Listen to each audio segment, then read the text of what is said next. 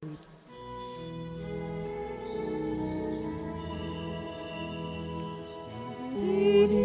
kayo sa Panginoong Diyos, lahat ng santinakpan. Magsiawit kayo at siya'y pagdangal magpakailanman. Sa ngalan ng Ama, ng Anak, at ng Espiritu Santo. Amen. Ang pagpapala ng ating Panginoong Hesukristo, ang pag-ibig ng Diyos Ama, at ang pakikipagkaisa ng Espiritu Santo nawa ay sumainyong lahat. At sumainyo rin. Magandang umaga po sa inyong lahat. Magandang umaga rin po, Father. Welcome po sa Parokya at Pambansang Dambana ni Santo Padre Pio. Ngayon ay Biyernes sa ikalawang linggo sa karaniwang panahon. At ito rin ay linggo ng pananalangin para sa kapayapaan at sa pagkakaisa ng lahat ng mga Kristiyano. Kaisa ng lahat ng ating mga intensyon, ipanalangin natin ang lahat ng mga nagpamisa, lahat ng mga nagdiriwang ng kaarawan at anibersaryo sa araw na ito, ang mga patuloy na dumudulog kay Santo Padre Pio para sa kanilang mga kahilingan at karamdaman at para sa kapayapaan ng kaluluwa ng lahat ng ating mga yumao. Natatanging panalangin para kay Edith Cueto at sa kanyang pamilya, gayon din sa pamilya ni Esther Luansing Elepanyo. Aminin natin ang ating mga kasalanan upang tayo'y maging marapat gumanap sa banal na pagdiriwang.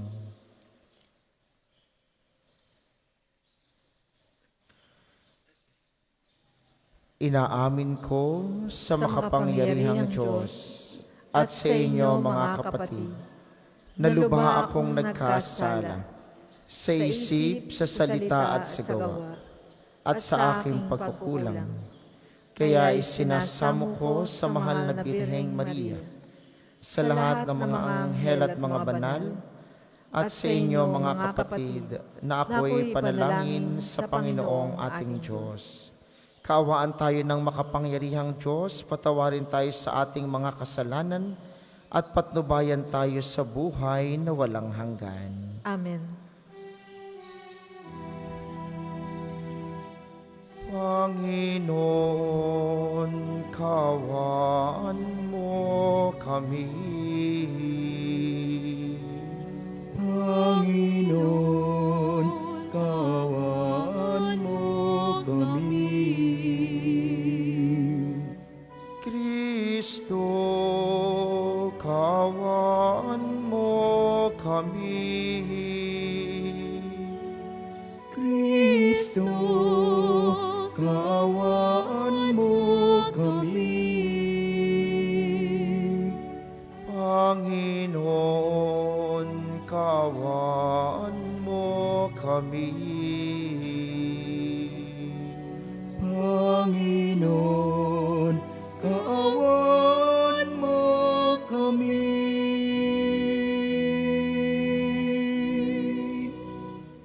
Manalangin tayo.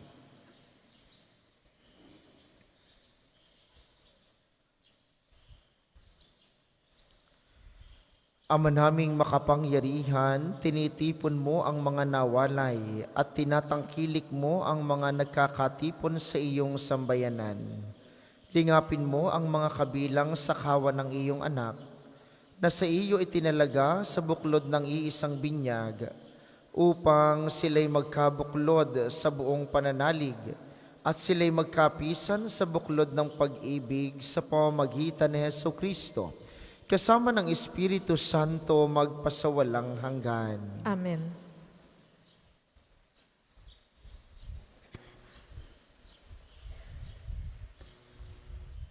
Pagbasa mula sa unang aklat ni Samuel.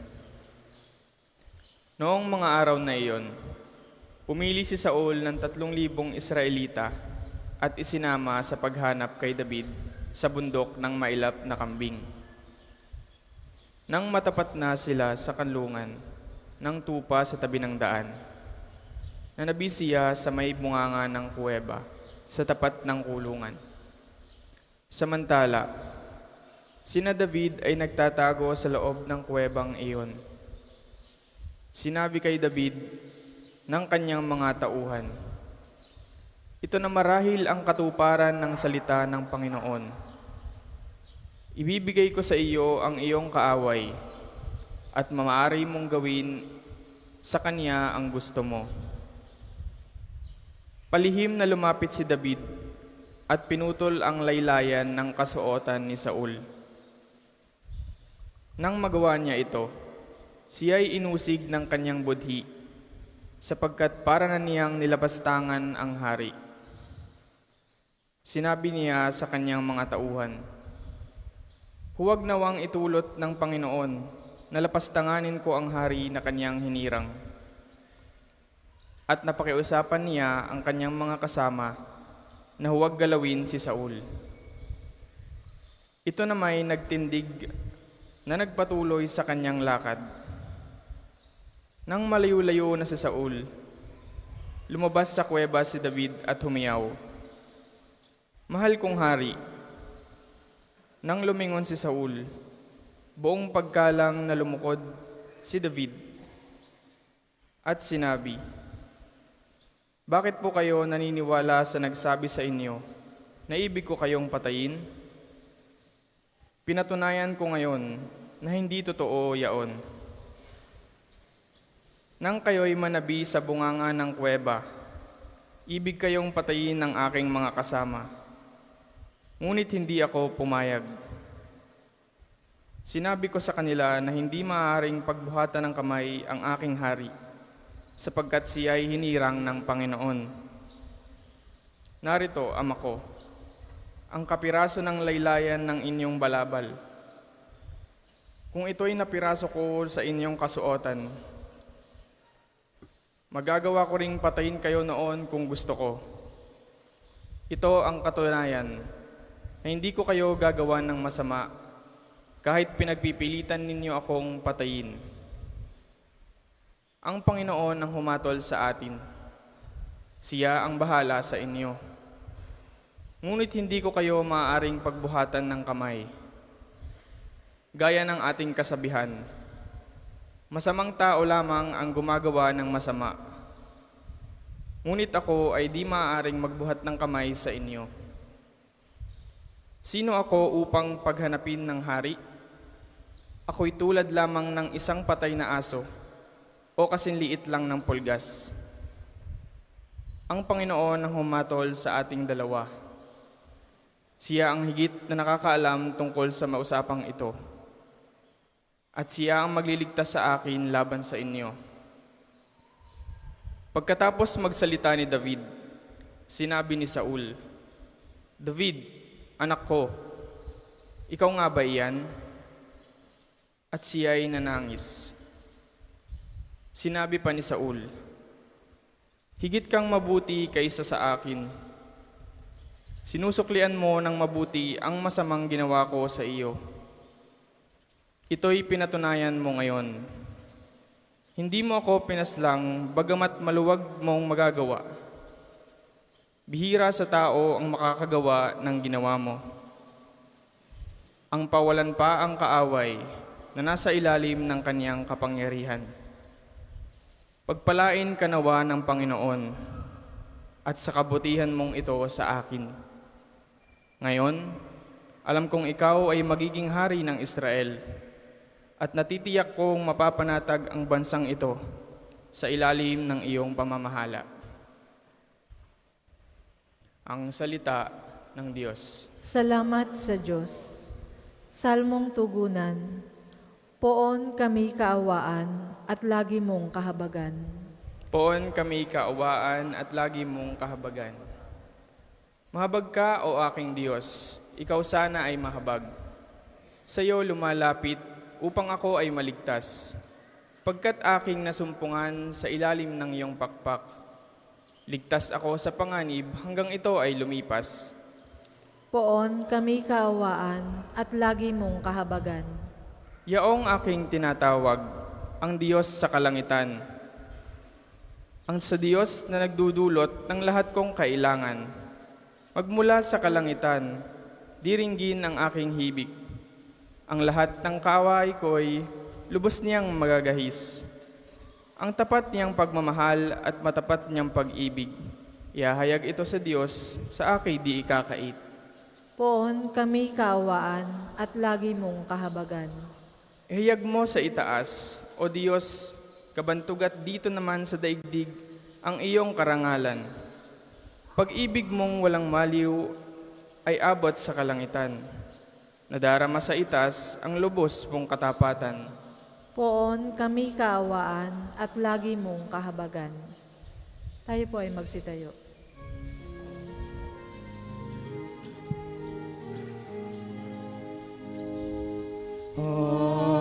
Alleluia,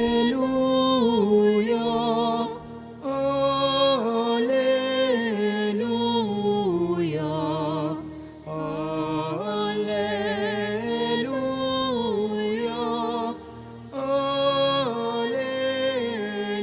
alleluia.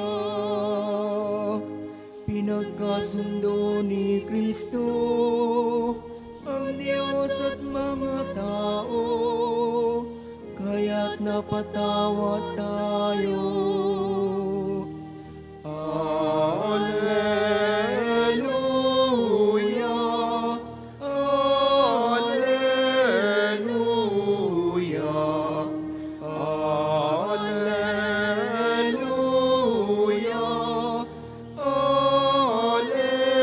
alleluia. Sumainyo ang Panginoon. At sumainyo rin. Ang mabuting balita ng Panginoon ayon kay San Marcos. Papuri sa iyo, Panginoon. Noong panahong iyon, umahon si Jesus sa kaburulan kasama ang kanyang mga pinili. Humirang siya ng 12 na tinawag niyang mga apostol upang maging kasama niya, suguing mangaral at bigyan ng kapangyarihang magpalayas ng mga demonyo. Ito ang 12 hinirang niya: si Simon na tinagurian niyang Pedro, si Santiago at si Juan na mga anak ni Zebedeo. Sila'y tinagurian niyang Boanerges, na ibig sabihin mapupusok. Sina Andres, Felipe, Bartolome, Mateo, Santiago na anak ni Alfeo at Tadeo, si Simon na makabayan, at si Judas Iscariote na siyang nagkanulo sa kanya. Ang mabuting balita ng Panginoon. Pinupuri ka namin, Panginoong Hesukristo. Muli po, magandang umaga sa inyong mga naririto sa atin sa pambansang dambana, gayon din sa mga patuloy na nakikiisa sa atin via live streaming, lalo na yung mga kasama natin mula sa iba't ibang panig ng mundo, at ang lagi nating kasama tuwing misa ng ikapito ng umaga sa pamamagitan ng ating opisyal na himpilan ng radyo, ang 95.9 Radyo Totoo dito sa Batangas at mga karatig lalawigan. Ano po ang inyong alinlangan o mga hadlang na inyong naiisip upang makasunod sa Panginoon? Kumbaga ay, ano minsan ang nagiging hadlang upang kayo ay lumapit sa Diyos? Ano inyong mga naiisip na una kapag nagkakaya kagang sumimba? O anong nagiging sagabal upang kayo makapagdasal? Anong mga nagiging sagabal upang kayo makagawa ng mabuti? Mga minamahal, isa pong gawain ng demonyo ay yung ipaunawa sa atin na hindi tayo karapat-dapat na sumunod sa Diyos. Yung sasabihin niya sa iyong, huwag ka nang sumimba dahil hindi ka naman karapat-dapat. Huwag ka nang magdasal dahil ikaw naman ay makasalanan. Huwag kang sumunod sa Diyos dahil ikaw ay maraming ginagawang mali. Gawain po iyon ng demonyo. At kapag ka naiwan ka, doon sa puntong kawawa ako, wala akong kwenta, wala akong kayang gawin, tsismosa ako, magagalitin ako, makasalanan ako, kaya hindi na ako sisimba. Kaya hindi na ako tatawag sa Diyos. Nakakahiya. Kapag naiwan ka doon, pinanalo mo ang kalaban ng Diyos. Sapagkat sa mabuting balita ngayon, ibinibigay sa atin ang listahan ng 12 apostol. At ang mga ito ay hindi mga kilala sa lipunan. Lagi ninyong naririnig sa homilya kapag pinag-uusapan ng apostol. Totoo, ang mga piniling apostol, mga mangingisda. Ang isa ay maniningil ng buwis. Ibig sabihin ay lantarang makasalanan ng panahon ni Jesus. Dito'y magkapatid na sina Santiago at Juan, mga mapupusok. Si Pedro ay pinili ng Diyos. Siya ang nagtatawa sa kanya. Pinili rin niya si Judas Iscariote, ang nagtakwil sa kanya. Ngayon ninyo sabihin na hindi tayo karapat-dapat sa Diyos. Ngayon ninyo sabihin, makasalanan ka, kaya hindi ka pwedeng sumunod sa Diyos. Yun ngang 12 tao na mga unang pinili ni Jesus para makatulong niya ay mga makasalanan. Hindi sila karapat-dapat. Lagi po ninyo itong naririnig, lalo sa ating mga pari at mga madre, hindi po ako sister karapat-dapat.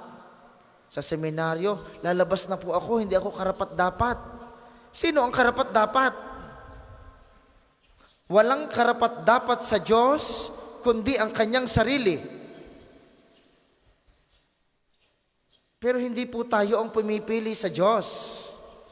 Ang Diyos ang pumipili sa iyo at siya ang gagawa upang maging karapat-dapat ka. Kaya kapag dumadating ngayon ang panahon na iniisip mong nakakahiyang sumimba dahil ako'y makasalanan, ay makasalanan ka na nga, ayaw mo pang sumimba, o saan ka pupunta? Hindi ako pwedeng tumawag sa Diyos, nakakahiyang magdasal. Ako'y kilalang tsismosa sa amin. Baka pag-usapan ako pag ako'y sumimba. Sa mga ganoong pagkakataon, mas lalo dapat tayong lumalapit sa Diyos. Kapag nararamdaman mong hindi ka karapat-dapat, lalapit ka sa nag-iisa na magiging karapat-dapat ka. Yun ang Diyos. Dahil ang Diyos ay hindi tumitingin sa iyong mga kasalanan. Ang tinitingnan ng Diyos, yung pagnanais mong makalapit sa Kanya. E di kung sinabi ng Diyos, ang pwede lamang sumimba ngayon ay yung mababait. O di walang tao dito? Makala ninyo narito rin ako? Di wala din. Pero ang sabi ng Diyos, yung mga nagnanais at pumipilit makalapit sa Kanya, yun ang Kanyang gagawing karapat-dapat. At ganoon tayo. Sa kabila ng ating kahinaan, sa kabila ng ating kasalanan, sa kabila ng ating mga pagkukulang, ang Diyos ang gagawa upang tayo'y maging karapat-dapat sa Kanya. Ano lamang ang kailangan nating gawin? Ay di yung ganito, yung tayo'y lumapit kahit nakakahiya, yung tayo'y magdasal kahit hindi natin alam kung paano, yung tayo ay sumimba kahit nga ngayon tayo sisimba, sapagkat yun ang gusto ng Diyos. Yung mga tao na hindi nagmamalaki, kundi yung mga taong unti-unting lumalapit sa Kanya upang gawin niyang karapat-dapat sa Kanya. Sabi po ng Aral Batanggenyo, number 463, ang lokal na katisismo dito sa Batangas. Huwag ipangamba ninuman na ang kanyang pagsunod at pagsaksi kay Kristo ay magdadala sa kanya ng kapahamakan. Kailanman, ang sino mang tao, makasalanan o hindi, na sumunod at nagpilit sumunod kay Kristo, hindi mapapahamak. kundi magkakaroon ng unti-unting pagbabago sa kanyang sarili. At ganoon ang ating buhay pananampalataya. Sinimula natin kahapon ang linggo ng pananalangin upang ang mga Kristiyano ay magkasundo-sundo. At ito ang ating naisin. Hindi pwedeng ang mga Kristiyano ay nagmamagaling sa kapwa Kristiyano. Mas magaling ako kasi ako'y sumisimba. Mas mabait ako kasi ako'y narito sa simbahan. Mas magaling ako sa inyo kasi ako'y naglilingkod sa simbahan. Kapag ka ganun ang nangyari, tayo ay hindi magiging karapat-dapat sa Diyos. Dapat tayo ay nagtutulungan upang ating mayakap ang lahat, upang ating mapapunta ang lahat pabalik sa Panginoon. At yun po ang hilingin natin sa banal na misang ito. Kay Jesus, ang nag-iisang magpapagindapat sa ating lahat, na ating tatanggapin mamaya sa komunyon, inyo pong ibulong sa Kanya, sabihin ninyo, Panginoon, bigyan mo po ako ng isang mapagpakumbabang puso, yung puso na nagnanais unti-unting maging mabuti, upang sa kabila ng aking kasalanan, ng aking mga problema, ng maraming tanong at suliranin sa buhay, ikaw ang aking maging sagot, maging solusyon, maging kapatawaran, maging lakas sa aking kahinaan.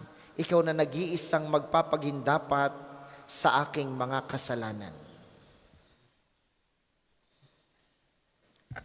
Para sa mga maghahandog ng sobre, pakihulog na lamang po sa buslo.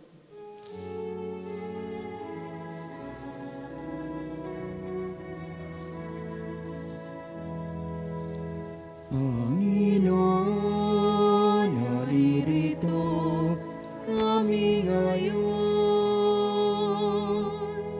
naghahandog ng aming alay. Dala namin ang alak at tinapay na bunga ng aming pagsisikap. Ang Inoon, naririto kami ngayon,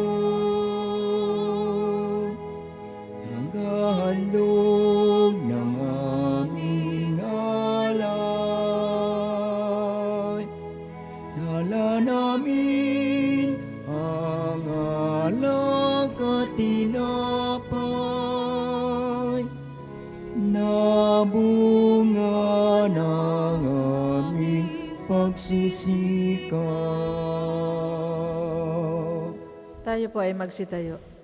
Manalangin kayo mga kapatid upang ang paghahain natin ay ikalugdan ng Diyos samang makapangyarihan. Tanggapin nawa ng Panginoon itong paghahain sa iyong mga kamay, sa kapurihan niya at karangalan, sa ating kapakinabangan, at sa buong sambayanan niyang banal. Ama naming lumikha, pinagkamit mo kami ng iyong pagkupko, pakundangan sa isang pampalagi ang paghahandog. Kaya't sa iyong sambayanan ay iyong ipagkaloob ang pagkakaisa at kapayapaang nagbubuklod, bunga ng aming mga alay na iyong ikinalulugod sa pamamagitan ni Hesukristo, kasama ng Espiritu Santo magpasawalang hanggan. Amen. Sumainyo ang Panginoon. At sumainyo rin. Itaas sa Diyos ang inyong puso at diwa. Itinaas na namin sa Panginoon. Pasalamatan natin ang Panginoong ating Diyos. Marapat na siya ay pasalamatan. Ama naming makapangyarihan, tunay ngang marapat na ikay aming pasalamatan sa pamamagitan ni Kristong aming Panginoon. Kami kanyang iminulat sa iyong pagkamatapat upang sa iisang pananalig at binyag mapisan kami sa katawan niyang ganap. Siya ang nagbibigay na sa lahat ng tao ng iyong kaloob na Espiritu Santo sa iba't ibang pagkilos nito upang ang lahat ay magkaisa sa iyo. Sila'y nananahan, siya'y nananahan sa mga kabilang sa iyong sambayan ng kanyang pinaghaharian. Kaya, kaysa ng mga anghel na nagsisiawit ng papuri sa iyo ng walang humpay sa kalangitan, kami nagbubunyi sa iyong kadakilaan.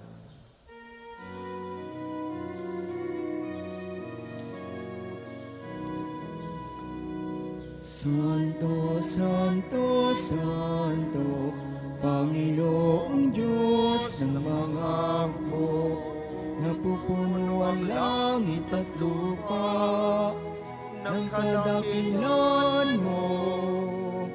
Hosana, Hosana, sa kaitaasan. Pinagpalang na paririto sa ngalan ng Panginoon. Hosana, Hosana, sa kaitaasan.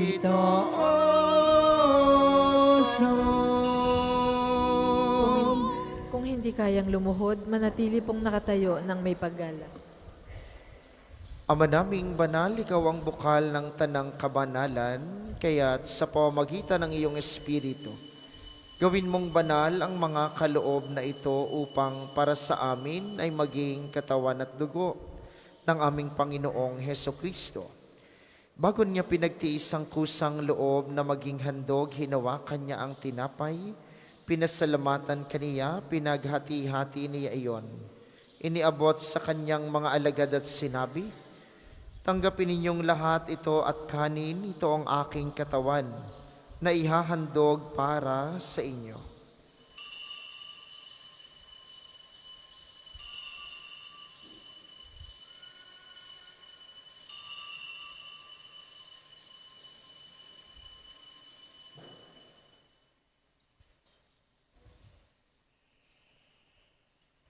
Gayon din naman nung matapos ang hapunan, hinawakan niya ang kalis, muli kaniyang pinasalamatan. Niabot niya ang kalis sa kaniyang mga alagad at sinabi, tanggapin ninyong lahat ito at inumin, ito ang kalis ng aking dugo, ng bago at walang hanggang tipan. Ang aking dugo na ibubuhos para sa inyo at para sa lahat. Sa ikapagpapatawad ng mga kasalanan, gawin ninyo ito sa pag-alala sa akin.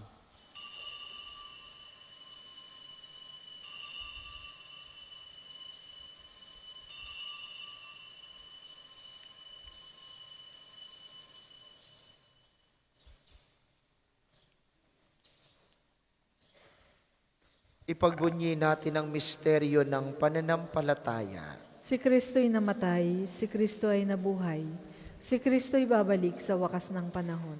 Ama, ginagawa namin ngayon ang pag-alala sa pagkamatay at muling pagkabuhay ng iyong anak, kaya't iniaalay namin sa iyong tinapay na nagbibigay buhay at ang kalis na nagkakaloob ng kaligtasan. Kami nagpapasalamat dahil kami iyong minarapat na tumayo sa harap mo para maglingkod sa iyo. Isinasamo namin kaming magsasalo-salo sa katawan at dugo ni Kristo'y mabuklod sa pagkakaisa sa pamamagitan ng Espiritu Santo. Ama, lingapin mong iyong simbahang laganap sa buong daigdig. Puspusin mo kami sa pag-ibig kaisa ni Francisco na aming Santo Papa at ni Gilbert na aming obispo at ng Tanang Kaparian. Alalahanin mo rin ang mga kapatid naming nahimlay nang may pag-asang sila'y muling mabubuhay, gayon din ang lahat ng mga pumanaw. Kaawaan mo sila at patuloyin sa iyong kaliwanagan. Kaawaan mo at pagindapatin kaming lahat na makasalo sa iyong buhay na walang wakas. Kaysa ng mahal na Birheng Maria, ang ina ng Diyos, ni San Jose na kanyang esposo, kaysa ng mga apostol at ng lahat ng mga banal na namuhay dito sa daigdig ng kalugod-lugod sa iyo, may pagdiwang nawa namin ang pagpupuri sa ikararangal mo sa pamamagitan ng iyong anak na aming Panginoong Heso Kristo.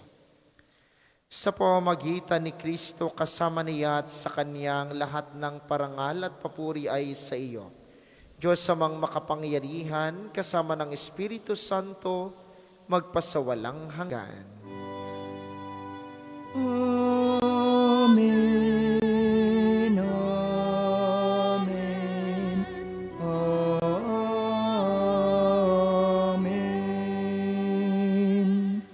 Sa tagubili ng mga nakagagaling na utos sa turo ni Jesus na Panginoon natin at Diyos, ipahayag natin ng lakas loob. Ama namin, sumasalangit ka, sambahin ang ngalan mo, mapasamin ang kaharian mo, sundin ang loob mo dito sa lupa para nang sa langit. Bigyan mo kami ngayon ng aming kakanin sa araw-araw, at patawarin mo kami sa aming mga sala, para ng pagpapatawad namin sa nakakasala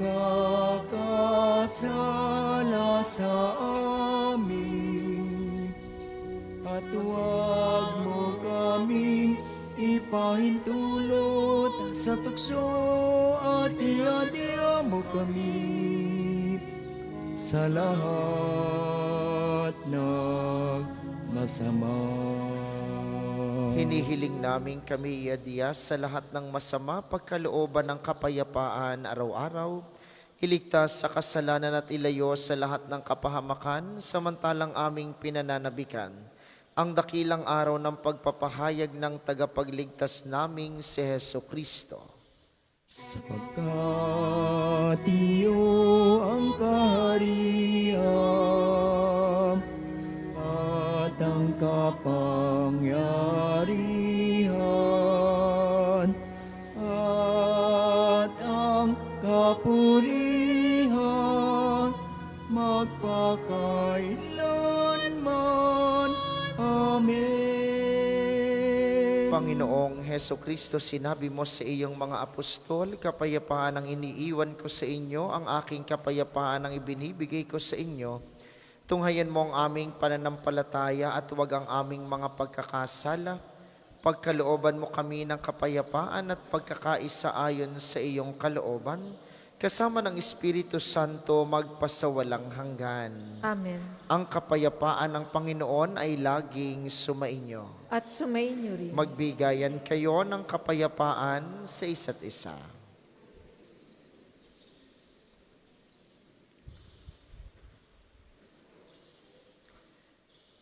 Kordero ng Diyos, sa nag-aalis ng mga kasalanan ng sanlibutan, maawa ka sa amin. Kordero ng Diyos, sa nag-aalis ng mga kasalanan ng sanlibutan, maawa ka sa amin. Kordero ng Diyos, na nag-aalis ng mga kasalanan ng sanlibutan, ipagkaloob mo sa amin ang kapayapaan.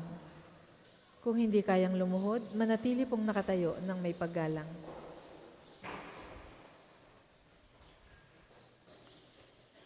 Ito ang kordero ng Diyos, ito ang nag-aalis ng kasalanan ng sanlibutan, mapalad ang mga inaanyayahan sa kanyang piging. Panginoon, Hindi ako karapat-dapat na magpatuloy sa iyo, ngunit sa isang salita mo lamang ay gagaling na ako.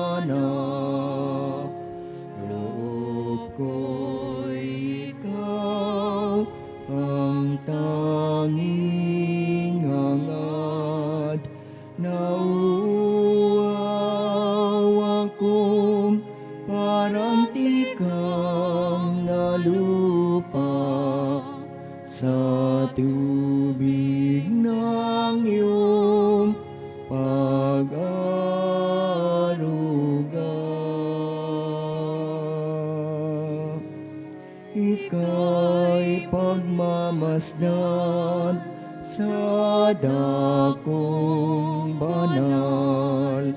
Nang makita ko ang iyong pagkarangal, dadalangin akong nakataas sa aking kamay, magagalak na awit ng papuring ialay.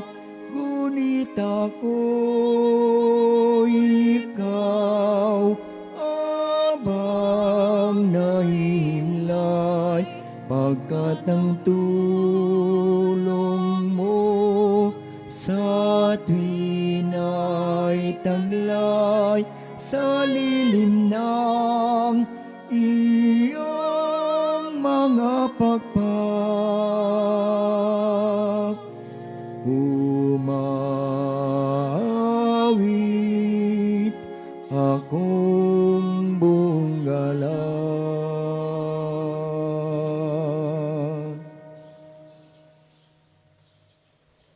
Ang isa sa gwapong second collection ay ginagamit sa patuloy na pagpapaunlad ng parokya at pambansang dambana ni Santo Padre Pio. Salamat po sa inyong mga handog. Aking kaluluwa'y kumakapit sa'yo, kaligtas ay tiyak kung hawak mo ko. Magdiriwang ang hari, ang Diyos siyang dahilan, ang sa iyo ay nangako, galak yaong makakamtan. Ngunit ako, ikaw, abang nahimlay, pagkat ang tulong mo sa tuwin ay taglay sa lilim ng iyong mga pagpag. Umawit, umawit, umawit akong buong galak. Tayo po ay magsitayo. Manalangin tayo. Ama naming mapagmahal, ang pinagsaluhan naming banal na pakikinabang na nagpapahiwatig ng iyong pakikiisa sa tanang naritong nakikipagdiwang ay magdulot nawa ng pagkakaisa sa iyong sambayanan sa pamamagitan ni Hesukristo, kasama ng Espiritu Santo magpasawalang hanggan. Amen. Panalangin ng pagtitiwala kay Santo Padre Pio. Tayo pong lahat. Padre Pio, taga Pietrelcina, mongheng banal, pintakasing santo ng milenyong kasalukuyan, gabay namin sa pagtahak sa landasing makalangit, takbuhan sa pangangailangan, huwaran ng pagtitiis. Sa iyo namin inilalapit aming mga kagipitan, sa iyo po ay binibilin kalusugan at kabuhayan.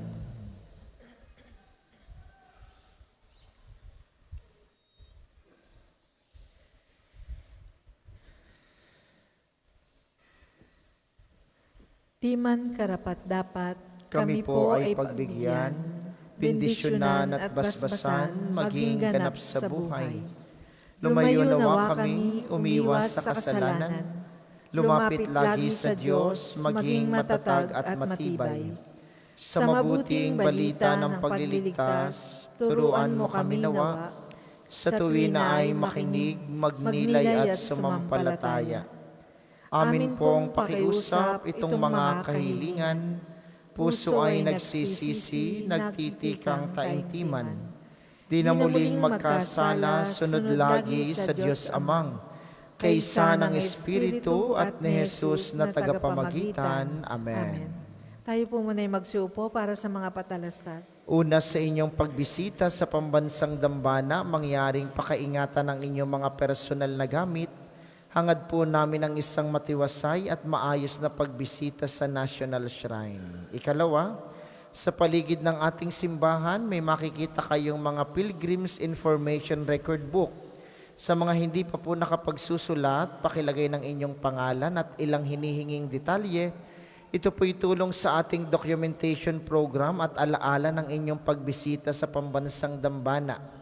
Kung kayo naman po'y mga OFW o mga balikbayan o mga may kasamang foreigners, doon po kayo magsusulat sa International Pilgrims Information Record Book. Malaking tulong po ito sa ating ginagawang aplikasyon bilang isang international shrine.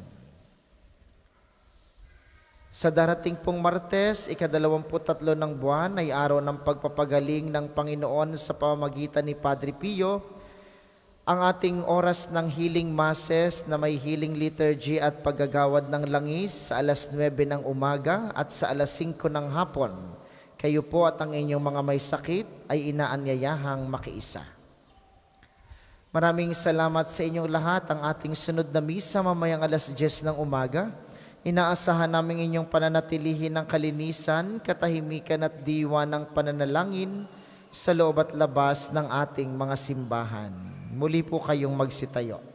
Isasagawa po ang pagbabasbas ng mga religious articles. Mga kapatid, manalangin tayo sa Diyos samang makapangyarihan upang tayo maging kawangis ni Kristo sa taimtim na pagdalangin sa tulong ng mga larawan at mga dasalan. Inyo pong hahawakan ang inyong mga nais pabasbasan, isipin ng mga taong nais ninyong ipanalangin para po sa mga nasa kanilang tahanan ng panalangin ito'y para din sa inyo at sa inyong mga nais pabindisyonan. O Panginoong Diyos, Ikaw ang bukal ng lahat ng pagpapala at biyaya, ibuhos mo ang iyong bendisyon sa mga gamit na ito sa pananalangin, ang mga rosaryo, mga imahen, mga dasalan, mga healing rab at mga miracle oil na nagpapaalaala ng iyong kabutihan, kabanalan at pagmamahal sa amin, upang ang lahat na dumulog at magdasal gamit ang mga ito ay magtamo ng iyong awa at biyaya. Loobin mong tularan nila ang kabanalan at aral ng Panginoon at mga santo magpasawalang hanggan. Amen. Ama namin, sumasalangit ka, sambahin ang ngalan mo. Mapasa amin ang kaharian mo. Sundin ang loob mo dito sa lupa para nang sa langit. Bigyan mo kami ngayon ng aming kakanin sa araw-araw at patawarin mo kami sa aming mga sala para nang pagpapatawad namin sa nagkakasala sa amin. At huwag mo kaming ipahintulot sa tukso at iadyaang mo kami sa lahat ng masama. Amen. Aba, Ginoong Maria, napupuno ka ng grasya, ang Panginoong Diyos ay sumasa iyo. Bukod kang pinagpala sa babaeng lahat, at pinagpala naman ang iyong anak na si Jesus. Santa Maria, Ina ng Diyos, ipanalangin mo kaming makasalanan, ngayon at kung kami mamamatay. Amen. Aba, Ginoong Maria, napupuno ka ng grasya, ang Panginoong Diyos ay sumasa iyo. Bukod kang pinagpala sa babaeng lahat, at pinagpala naman ang iyong anak na si Jesus. Santa Maria, Ina ng Diyos, ipanalangin mo kaming makasalanan, ngayon at kung kami mamamatay. Amen. Aba, Ginoong Maria, napupuno ka ng grasya, ang Panginoong Diyos ay sumasa iyo. Bukod kang pinagpala sa babaeng lahat, at pinagpala naman ang iyong anak na si Jesus. Santa Maria, Ina ng Diyos, ipanalangin mo kaming makasalanan, ngayon at kung kami mamamatay. Amen. Luwalhati sa Ama, sa Anak at sa Espiritu Santo, kapara noong una, ngayon at magpasawalang hanggan. Amen. Maraming salamat sa ating mga tagapaglingkod at sa inyo pong lahat na nakiisa sa ating banal na pagdiriwang. Maraming salamat sa inyo. Lagi po kayong mag-iingat. Sumainyo ang Panginoon At sumainyo rin at pagpalain kayo ng makapangyarihang Diyos, ang Ama, Anak at Espiritu Santo. Amen. Ang banal na misa ay naialay na, humayo kayong mapayapa, palaging dumulog sa pag-ibig ni Kristo. Salamat sa Diyos. Ayaw at ipahayag, kanyang pagkaling at habag. Isabuhay pag-ibig at katarungan, tanda ng kanyang kaharian.